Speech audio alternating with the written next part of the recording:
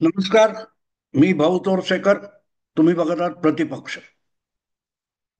मित्रांनो, काय ते होऊन गेलेलं आहे आणि काय ते याचा अर्थ तुम्हाला माहिती आहे की देशाचे उपराष्ट्रपती म्हणून पद भूषवणारे आपले जगदीप धनखड यांना तडकाफडकी आपल्या पदावरून बाजूला व्हावं लागलं. आणि आता चर्चा चालू आहे ते गेले की त्यांना हाकून लावण्यात आलं वगैरे वगैरे चर्चा चालू आहे. पण मुद्दा असा येतो की त्यांच्या जागी आणणार कोण, आणि त्यामुळे ते का गेले वगैरे वगैरे हा विषय चालू द्या. तो चघळण्यासाठी टाइमपाससाठी राजकारणाच्या आवश्यक आहे, पण तरीही त्या पलीकडे त्याची उपयुक्तता नाही. कारण एक घटनात्मक पद रिकामं झालेलं आहे आणि ते पद भरण्यासाठी नव्याने निवडणुका होणार आहेत. आणि मग या निवडणुका म्हणजे देशाचा उपराष्ट्रपती अचानक मिड टर्म बदलावा लागणार आहे. आणि त्यामुळे ती लवकरच निवडणूक होईल, कारण फार काळ ही जागा रिकामी ठेवता येणार नाही. आणि मग अशा जागी आज ज्यांच्याकडे हुकुमी बहुमत आहे असं मानलं जातं तो सत्ताधारी पक्ष भारतीय जनता पक्ष किंवा त्यांचं जे गठबंधन आघाडी वगैरे आहे एनडीए, हे लोक कोणाला उपराष्ट्रपतीपदी आणून बसवतील याविषयी हळूहळू चर्चा सुरू झाली आहे. पण अजून त्याविषयी चर्चा तशी म्हणावी तशी मैदानात आलेली नाही. कुठून तरी कुजबूज वगैरे नावं पुढे आणली जात आहेत. वेगवेगळी आहेत. शिवराज पाटील यांच्या शिवराज सिंग चौहान यांच्यापासून अनेक नावं पुढे आलेली आहेत. पण त्यात एक नाव परवा अचानक मला कानावर आलं आणि मी थोडा अचंबित झालो, चकित झालो. कारण ते नाव पटकन तर्कबुद्धीला पटणारं नाही. आणि ते नाव आहे काँग्रेसचे दीर्घकालीन नेते, आज काँग्रेसमध्ये नसलेले असे माजी केंद्रीय मंत्री काश्मीरी नेते गुलाम नबी आझाद यांचं आहे. गुलाम नबी आझाद यांना पंतप्रधान नरेंद्र मोदींविषयी असलेली आस्था ही यापूर्वी अनेकदा व्यक्त झालेली आहे. भले राजकारणात एकमेकाचे त्यांनी अगदी कळावून टीका केलेली असेल, पण तरीही काँग्रेसने त्यांना ज्या पद्धतीत अपमानित केलं त्यामुळे दुखावलेले गुलाम नबी आझाद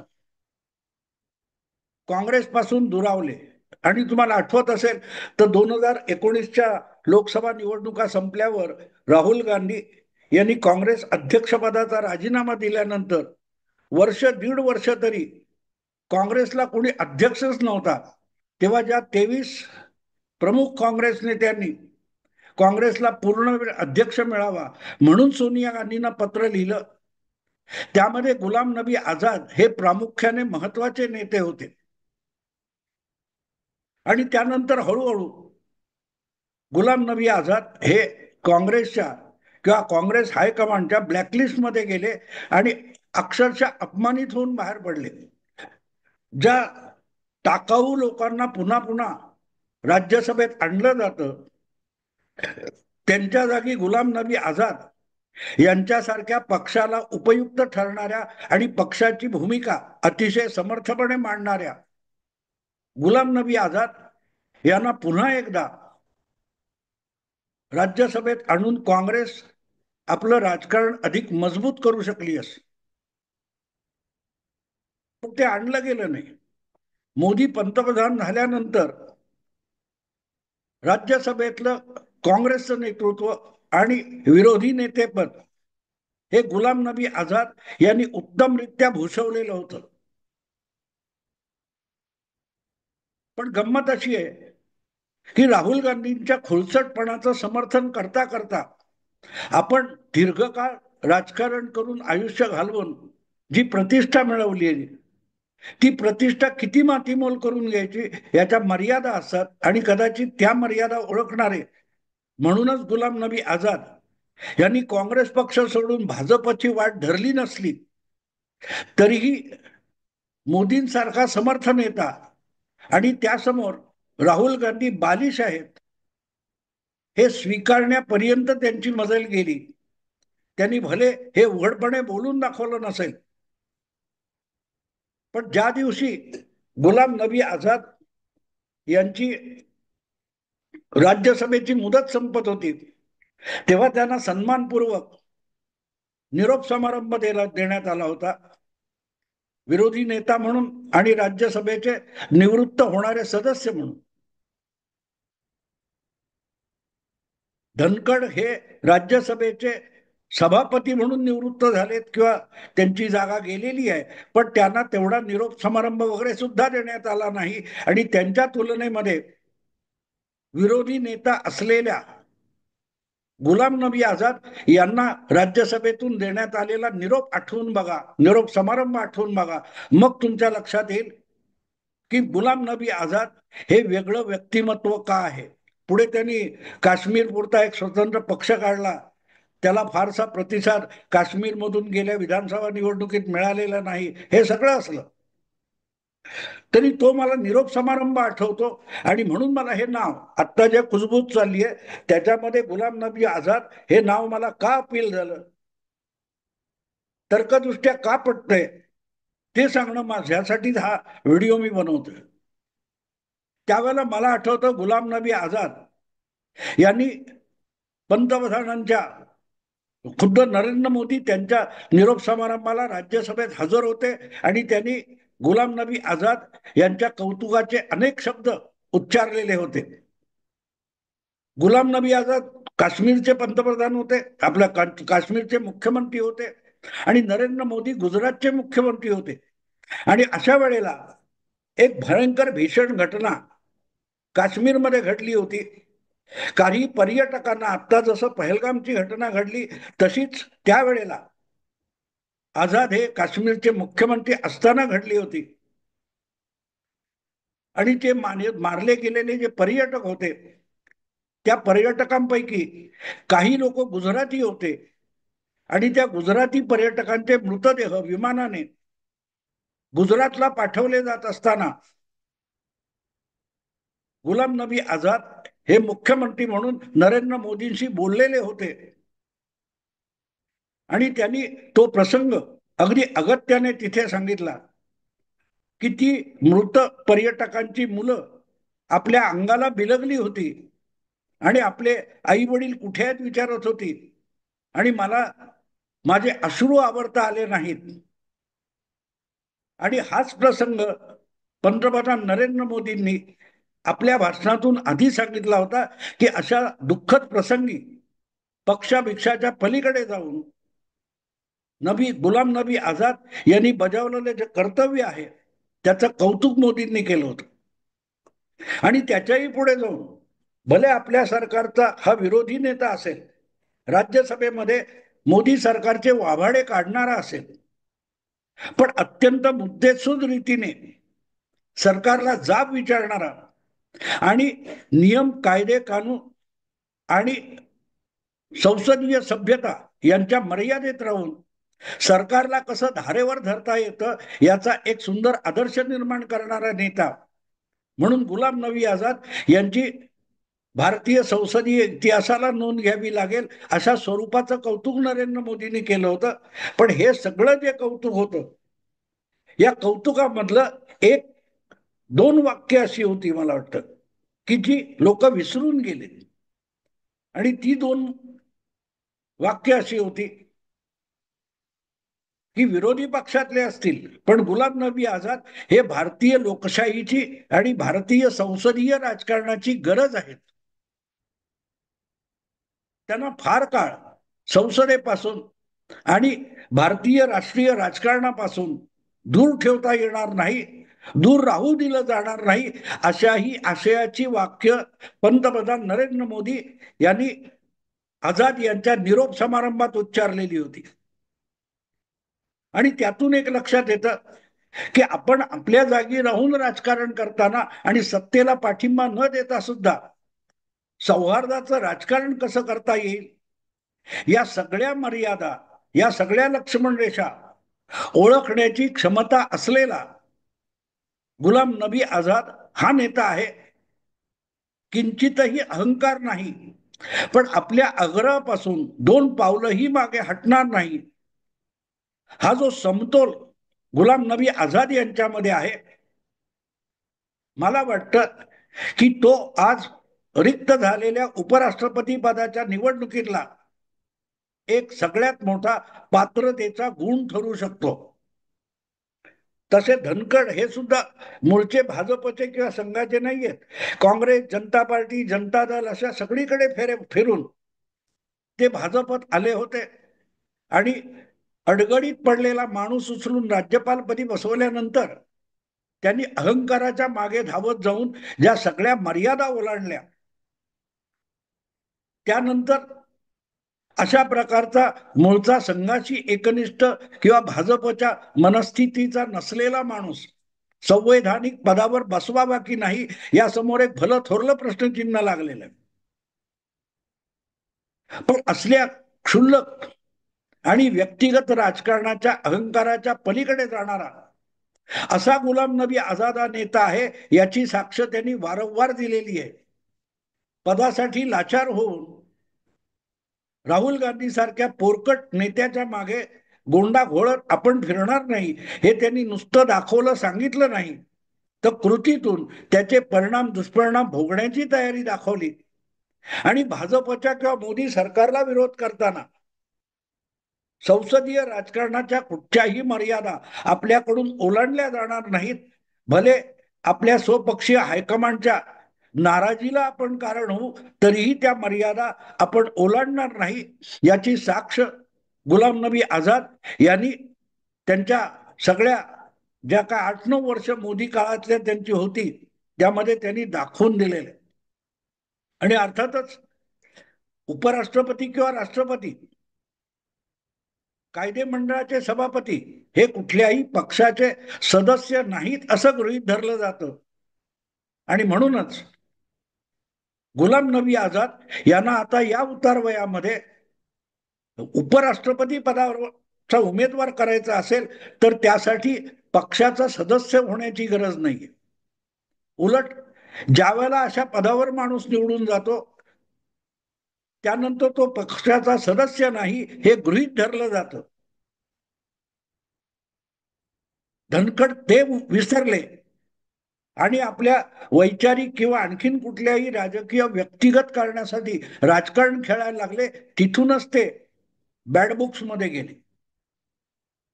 पण विरोधी पक्षात असून सुद्धा राजकारणाच्या ज्या लक्ष्मण रेषा आणि मर्यादा आहेत ती पाळण्याची क्षमता असलेला गुलाम नबी आझाद हा नेता. पण प्रश्न असा आहे की धनखड यांनी जे काही कृत्य केलेलं आहे त्यानंतर संघ किंवा भाजप आणि हिंदुत्व या विचारधारेची कसलाही थेट संबंध नसलेला माणूस परत एकदा अशा संवैधानिक पदावर आणण्याचा धोका पत्करायचा का, हा भाजप समोर, संघासमोर आणि अगदी नरेंद्र मोदींसमोरचा फार मोठा यक्ष प्रश्न आहे. पण या सगळ्याच्या पलीकडे जाऊन होय असं उत्तर देऊ शकेल किंवा उत्तर होऊ शकेल असा एकच उमेदवार असू शकतो आणि तो आहे गुलाम नबी आझाद. गुलाम नबी आझाद.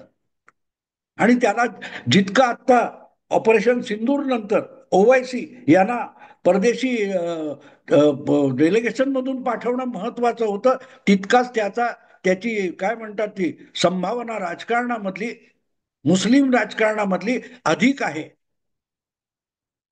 की चला यापुढे भाजपच्या आणि संघाच्या परिघातला नसेल तो नको, ही जी एक गोष्ट आहे त्याला छेद देऊ शकणारं व्यक्तिमत्व गुलाम नबी आझाद आहे. आणि म्हणून मला ते शब्द त्यांच्या निरोप समारंभाच्या वेळचे मोदींनी उच्चारलेले शब्द आठवले की फार काळ तुम्हाला राष्ट्रीय आणि संसदीय राजकारणापासून बाजूला ठेवता येणार नाही. भारताच्या संसदीय आणि राष्ट्रीय राजकारणामध्ये गुलाम नबी आझाद हा एक ऍसेट आहे, महत्वाचा घटक आहे, असं जे मोदी बोलले होते. त्यानंतर खूप चर्चा झाली होती की कदाचित अपक्ष म्हणून, बिना पक्ष म्हणून गुलाम नबी आझाद यांना राज्यसभेत आणलं जाईल. राष्ट्रपतींनी नेमलेला सदस्य म्हणून किंवा भाजप सपोर्टेड अपक्ष म्हणून, पण तसं काही झालं नाही. पण आज जी परिस्थिती निर्माण झाली ती बघितली तर पाकिस्तान, बांगलादेश, रोहिंग्या, बांगलादेशी हे सगळे वाद, NRC, CAA चालू आहेत. या पार्श्वभूमीवर गुलाम नबी आझाद यांच्यासारखा सुसंस्कृत आणि अतिसभ्य असा एक राजकारणी उपराष्ट्रपतीपदी आणून बसवला, तर त्याला भाजपचं लांगुल चालन करण्याची गरज नाही, इतकं त्याचं चारित्र्य स्वच्छ आणि भूमिका निष्पाप आहे. आणि म्हणून मला असं वाटतं की हे जे नाव अचानक पुढे आलंय त्याला फार महत्व आहे. आणि त्याचं आणखीन एक कारण असं की हा नेता काश्मीरी आहे. उद्या समजा POK ताब्यात घ्यायचा आहे का, पाकिस्तान विरुद्ध लढाई करायची आहे, काश्मीर पूर्णपणे भारताच्या आवाक्यात आणायचं आहे, अशा वेळेला भारतीय राजकारणाला आणि भारताच्या राजकीय भूमिकेला राष्ट्रीय स्वरूपामध्ये वजन प्राप्त करून देणारं व्यक्तिमत्व म्हणूनही गुलाम नबी आझाद यांच्याकडे बघता येतं. कारण ही सगळी उद्या पाकिस्तान विरोधात कारवाई POK संदर्भात झाली तर ती करणाऱ्या मोदी सरकारच्या शासन व्यवस्थेमधला एक घटनात्मक पद भूषवणारा हा काश्मीरी मुस्लिम असेल, काश्मीरी मुस्लिम असेल. आणि त्यामुळे जागतिक पातळीवर जर याचा विचार होईल तेव्हा बघा, आमचा उपराष्ट्रपतीच काश्मीरी आहे आणि काश्मीरी मुस्लिम आहे असं म्हणण्याची मुभा मिळते. आणि म्हणूनच गुलाम नबी आझाद यांना आता जी उपराष्ट्रपती पदाची निवडणूक होऊ घातली आहे त्यामध्ये उमेदवार होण्याचे दरवाजे खुले होतात, असं माझं प्रामाणिक मत आहे. प्रामाणिक मत आहे. अर्थात याखेरीज आणखीन एक राजकारण आहे की त्यांच्यासारखा गुणवान माणूस विरोधी राजकारण करणारा काँग्रेसला नको आहे.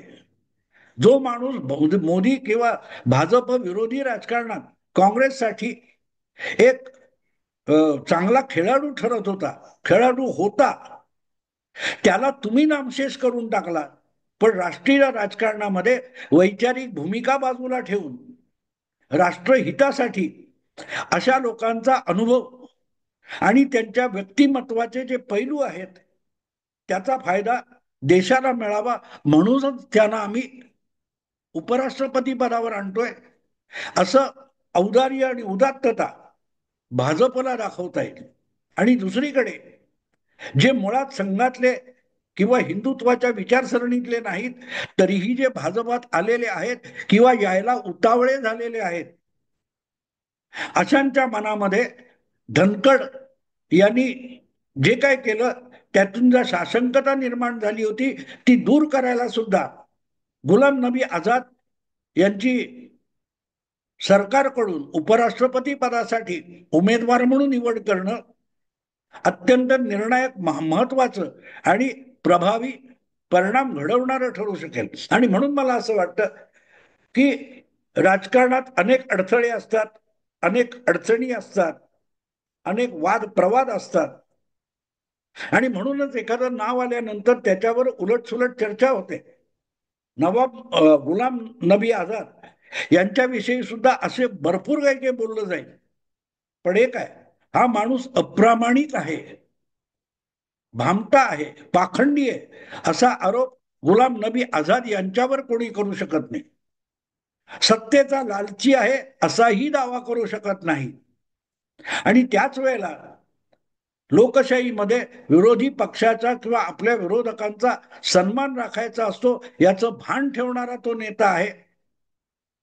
आणि म्हणून मला वाटतं की गुलाम नबी आझाद हे सत्ताधारी भाजप आणि NDA कडून उपराष्ट्रपती पदाचे उमेदवार ठरू शकतात. आणि जे कोणी नितीश नायडू किंवा सेक्युलर पार्टी ज्या NDA मध्ये आहेत त्यांना फोडण्याचे गेम वगैरे खेळत होते त्यांच्यासाठी एक सणसणीत चपराक असू शकते. तो गुलाम नबी आझाद हा होऊ घातलेल्या उपराष्ट्रपती पदाच्या निवडणुकीतला सर्व गुण संपन्न असा उमेदवार आहे असं माझं प्रामाणिक मत आहे. आणि ती शक्यता मला का वाटते तेही सांगणं आवश्यक आहे. ती शक्यता एवढ्यासाठी आहे की नरेंद्र मोदी असोत, अमित शहा असोत, किंवा आजचं जे भाजपचं राष्ट्रीय नेतृत्व आहे त्यांच्याकडून तुम्ही ज्या ज्या अपेक्षा बाळगता त्या खोट्या ठरवणं आणि अनपेक्षित काहीतरी करून दाखवणं, यामध्येच त्यांची ख्याती आहे. यामध्ये त्यांची ख्याती आहे. आणि म्हणूनच काँग्रेस भाजपच्या बाहेरचा, संघाच्या परिघाच्या बाहेरचा, वर्तुळाच्या बाहेरचा आणि अगदी राजकारण अखंड काँग्रेस बरोबर केलेला काँग्रेसचा एक निष्ठावान सेक्युलर मोदी आणि शहा उपराष्ट्रपती पदासाठी उमेदवार बनवू शकतात, हा भारतातल्या तमाम राजकारण्यांना, राजकीय पक्षांना आणि राजकीय विश्लेषकांना सुद्धा एक जबरदस्त धक्का असेल. आणि धक्का, राजकीय धक्का, हीच तर मोदींची खासियत आहे. तेव्हा गुलाम नबी आझाद आणि प्रश्नचिन्ह हे शीर्षक मी का दिलं हे तुम्हाला कळेल. आत्ता इथेच थांबतो. आवडलं लाईक करा, शेअर करा आणि प्रतिपक्षाला सबस्क्राईब करा. नमस्कार.